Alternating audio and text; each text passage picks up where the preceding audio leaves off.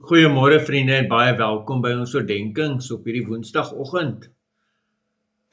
Eintlik 'n verskriklike gedeelte wat ons vanoggend lees.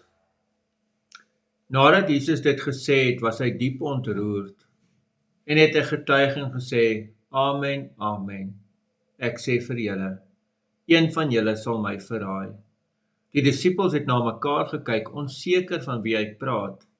Een van sy disippels, hy vir wie Jesus liefgehad het teen Jesus se bors geleun. Simon Petrus het vir hom geknik om uit te vind wie dit sou kon wees van wie Jesus praat. Hy het toe teruggeleun teen Jesus se bors en hom gevra: Here, wie is dit?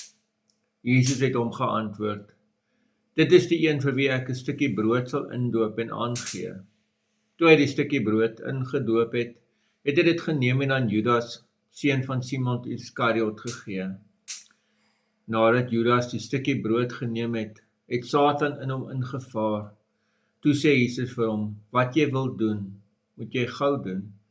Niemand van die wat daar aangeleen het om te eet, het verstaan waarom hy dit aan Judas gesê het nie. Omdat Judas die geldbeurs gedra het sommige gedink dat Jesus aan hom gesê het: Gaan koop wat ons vir die fees nodig het, of dat hy iets aan die armes moes gee. Nadat Judas die stukkie brood geneem het, het hy onmiddellik buitentoe gegaan en dit was nag.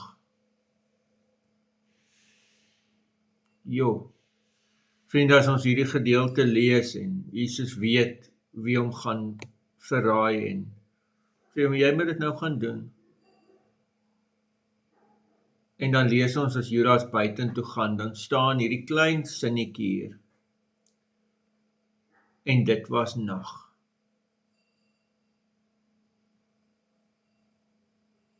Ja, dit was al aand buite, dit was donker. Maar ek dink nie dit is die enigste nag waarvan hier gepraat word nie. Dit was ook nag in Judas se hart. Dit was nag in die wêreld. Verskriklike ding gaan nou gebeur. Dit was net regtig nag. Amen. Here almagtige God,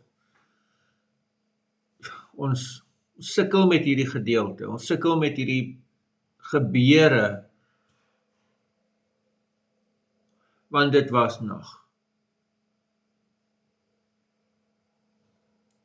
Gee dat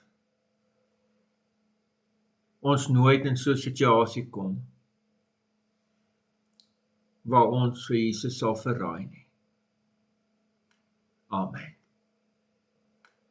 Geliefdes, mag jy baie mooi, 'n baie geseënde dag hê. Totsiens.